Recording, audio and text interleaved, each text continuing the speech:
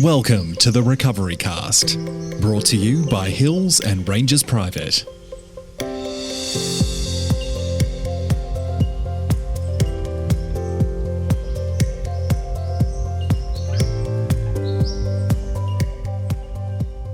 Hello again.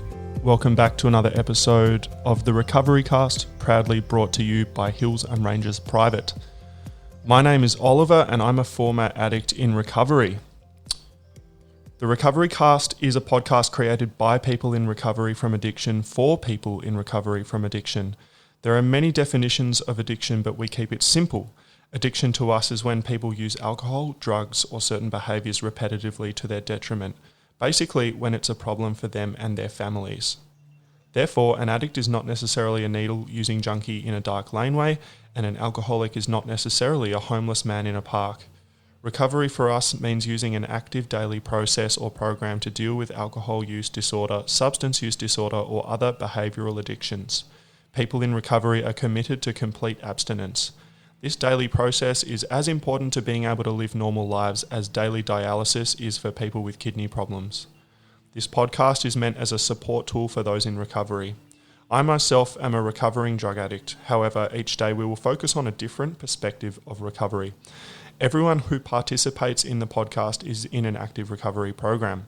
We are not affiliated with any one recovery methodology, however, and will focus on a variety of different types of recovery, including 12-step recovery, such as AA and NA, Smart Recovery, Celebrate Recovery, Dharma Recovery, Cognitive Behavioural Therapy, and more.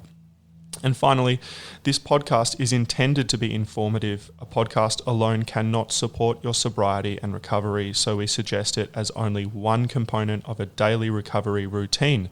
For more information, please go to www.rehab.melbourne. Now, as I said before, my name is Oliver, and today we have a really exciting episode of the Recovery Cast planned for you. We have my sister and one of my best friends on the line. Say hi, Emily. Hi, Oliver. Hello. This is so strange. Anyway, thank you for joining us on the show today. My pleasure. Great. Awesome. Well, we're going to start with a reading from the Alcoholics Anonymous Daily Reflections book. And then we're going to go into a little bit about, for our listeners who are perhaps family members of people who are in recovery or suffering from addiction, just a little bit about what sort of our experience was of you helping me and seeing me go through this process of being in active addiction and then getting into recovery. So we'll talk about that. But first, we're going to read from the Daily Reflections for October the 31st, Avoiding Controversy. All history affords us the spectacle of striving nations and groups finally torn asunder because they were designed for or tempted into controversy. Others fell apart because of sheer self-righteousness while trying to enforce upon the rest of mankind some millennium of their own specification. 12 Steps and 12 Traditions, page 176. As an AA member and sponsor, I know I can cause real damage if I yield to temptation and give opinions and advice on another's medical, marital, or religious problems. I am not a doctor, counsellor, or lawyer. I cannot tell anyone how he or she should live. However, I can share how I came through similar situations without drinking and how AA steps and traditions help me in dealing with my life. Now, what I think that sort of means to me, it's a lot of very kind of AA rhetoric with a lot of 1930s stuff in there, but, I can't tell anybody how he or she should live. I'm not here to tell our listeners what they should do. That's not my job. I'm telling my listeners how I came through similar situations without succumbing to my addiction. That's literally what this is all about. It's just a sort of informative podcast. I'm not a medical professional. That's basically it. Now, anyway, on with the show. So Emily, thank you for waiting patiently there. My pleasure. Okay, so look, I've got a bunch of questions. We've had a bit of a chat about what we're going to discuss today, but my first question is sort of when did it first become apparent to you that I was unwell?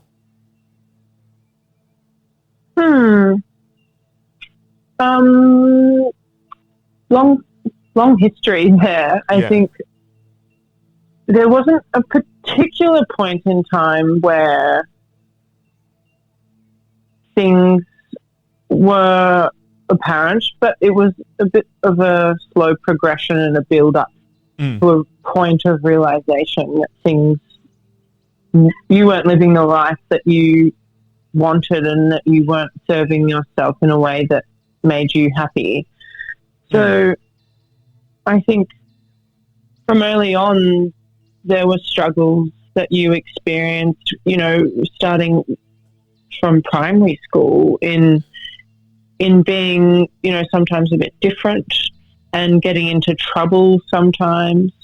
And then, but that also was just you and being the kind of cheeky and like looking for entertainment kind of person.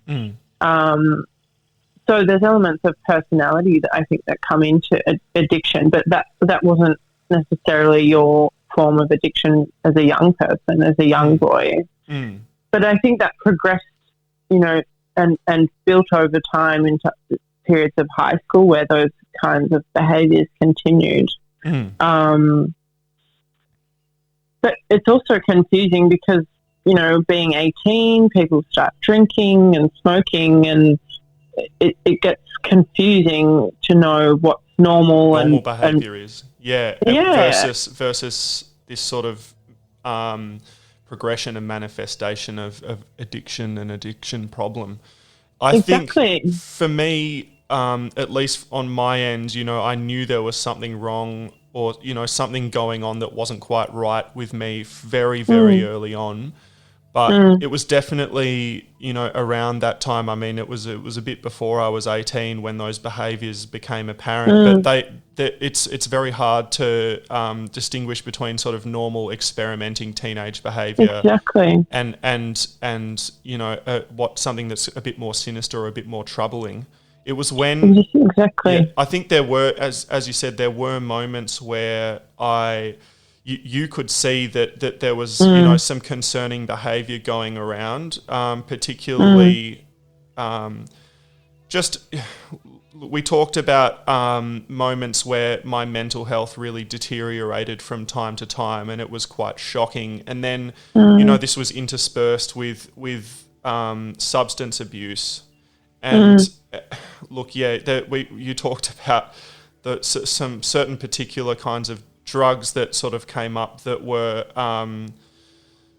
concerning and behaviours around them that were quite inappropriate, like not normal drug use where it's in a social situation or I don't know, I mean, you can't really say that there's an appropriate time to use illegal narcotics, but it wasn't in the normal situations. It was at home by myself, and that was where you saw that. Is that correct? Absolutely. Yeah. I think in Australia, people often binge drink, for example, at parties, and that's socially acceptable.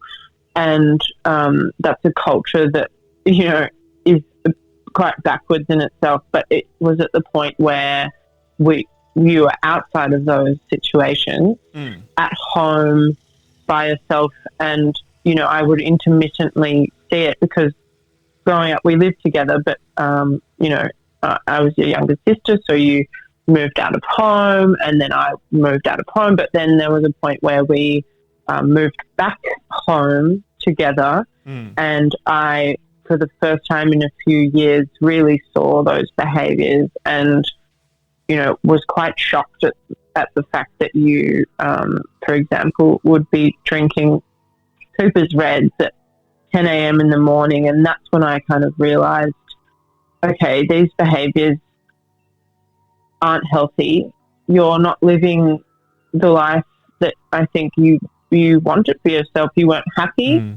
You weren't being productive. You weren't contributing to society in a way that you wanted, I think. And it was really heartbreaking to see, because you just want the best for your family members and your friends, and you want them to be happy. That's all you want, and to be healthy. And I think, you know, when we both moved back home, I could actually see what your routines were, and I realized it was out of control.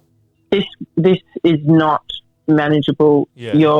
You're not happy and you're not healthy, and how can I help you? Because that's all you want for your family is to try and help them get out of the situation, you know, that they don't want to be in. And when I had to move home because I was kicked out of the share house that I was in for my behaviour, you know, I'd hidden it and tried to lie and sort of minimised everything and said, oh, it's not a problem, for a long time. And it came to a peak where it totally was, you know, you realised, and everybody realised, Mum realised that my behaviour was out of control and I couldn't hide it anymore. And that then came to the point where, you know, as you said, you wanted the best for me, and it's very difficult for loved ones to see this, and because it's so personal, it's their flesh and blood, shall we say, going through this terribly painful sort of experience. And after the break, we are going to talk about what your experience was with, you know, staging interventions and trying to help me on that path to recovery. You're listening to the Recovery Cast by Hills and Rangers Private. Now playing daily on iTunes, Spotify, and YouTube. For more shows, visit us at www.rehab.melbourne.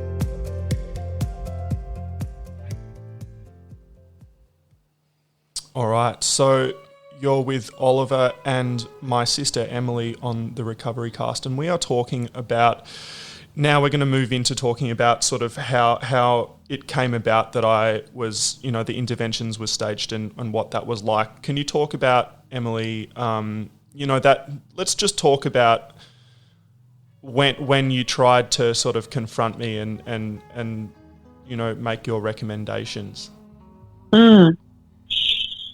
It was such a hard time, and I actually work as a registered nurse. I've got experience working with people with mental health problems and also drug addictions.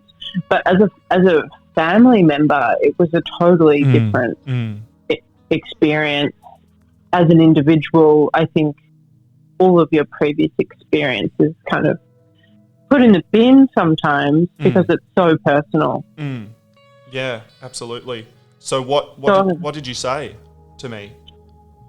So I remember things came to a bit of a crisis point, and I remember seeing you in the laneway, and you were drinking a beer at 10 a.m. and I remember finding you because I didn't know where you'd went, and I kind of took one look at you and I said, Oliver, you're really sick. You're really unwell at the moment. I think you need help.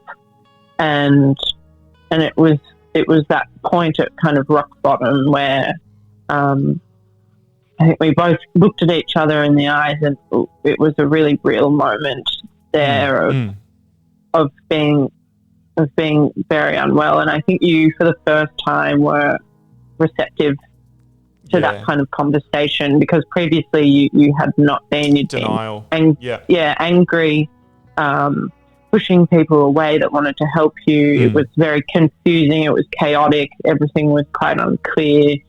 We weren't able to have conversations. But at that point, I think I saw a there was switch. a glimmer of awareness about, and there were instances where, that's right, there was a lot of anger, and, you know, we won't go into that, but my behaviour, you know, there was some sort of, you know, breaking things and shouting and stuff like that my behaviour it actually shocked me that I thought, well, that's not normal behaviour. And, that was why I was actually receptive to your intervention at that point. There were previous interventions done where, parents were involved, but this time it caught me at a very low point, and I think that's where it sowed the seed for me to make my own decision. Now, you talked about that you and Mum looked into some rehabilitation centres, some facilities for me, but it was actually, I can talk about this from my perspective. It was me that made that decision to go into treatment finally. And it was a few months actually after that moment in the laneway where I made the decision to go to a drug and alcohol counsellor. It was almost, in my view, to please you guys and let you, to show you that at least I was doing something so you could stop bothering me. And at that point it was still so that you could leave me alone so I could keep doing what I was doing to some degree. But then after that, after a couple of months, it was recommended to me to go into a rehab. And that's where I decided to go. And I made that decision entirely of my own volition because it got to the point where I'd had enough of what I was doing. And I was dealing with the guilt of you seeing me like that, and I was dealing with the fact that, yes, the addiction and the behaviour had, taken away my career and my relationships and so many things that I needed to make a change. The actual the process of making that change was less painful than the act of staying where I was and continuing what I was doing. So that was where I was able to change. It was when the pain of change is less than the pain of staying the same for me. And we'll talk about now. You're aware you weren't living at home at the time, but I went into a treatment facility, and that's where I started to make that journey into recovery. What was it like following that for you in your experience? For me, I think I remember visiting you in the rehab, and because I don't. I remember getting a glimpse of my older brother, the person that I feel like I hadn't seen in a really long time. Because I don't know if, those behaviours when you were unwell, it was you, and you have to take responsibility for those reactions. But in another sense, it wasn't you. And I remember seeing you, I think you'd been in rehab for a few weeks at that point, and I got a glimpse of who you used to be. And it was the Oliver. most, and the Oliver that you are now is the best Oliver that I remember, and it's you living a happy, productive, healthy life and doing things that you love that make you the person that you are. And it was the most amazing experience to have you back. Was incredibly special, and I'm so grateful that you've taken the steps to get there, and we'll always support you to make those healthy decisions. And it's great. It's a real gift. Well, I think we both know that. Look, in my experience, and I definitely know in yours because we've talked about this. When people, especially people suffering from addiction, are using, they become a different person, and there's a big change in their personality. And it's not, I don't think it was the real me, even though, yes, I did things and I'm responsible for them. I've become the most true and real and wonderful version of myself through my recovery that all started with getting treatment. And look, if there's anything that you could say personally to, let's say, there's somebody out there who's a family member of someone that was like me, that was going through that, what would you say to them? It's a hard one. I think it has to be up to the individual to want to change. I don't think you can take that responsibility on of forcing your loved member to change, even though that you want them to be healthy and happy. But I think there is hope of recovery with rehabilitation and kind of taking the steps alongside your family member to get there is really hopeful process, and it's exciting to know that there is hope of recovery if the person takes those steps. I couldn't have summed it up more, really.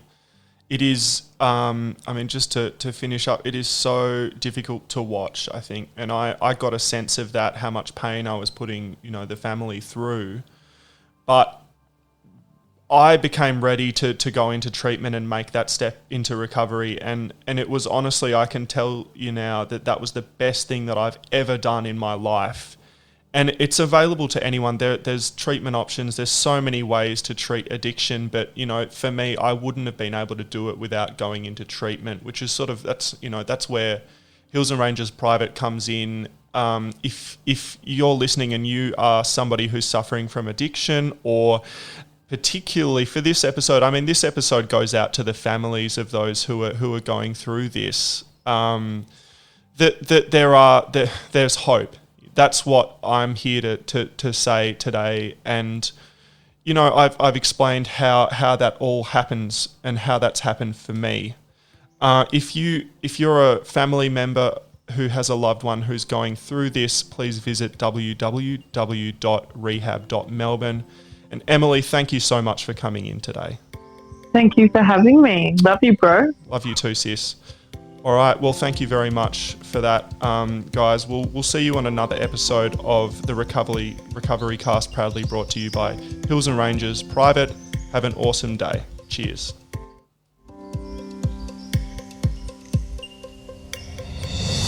Thank you for listening to the Recovery Cast. For more, visit us at www.rehab.melbourne.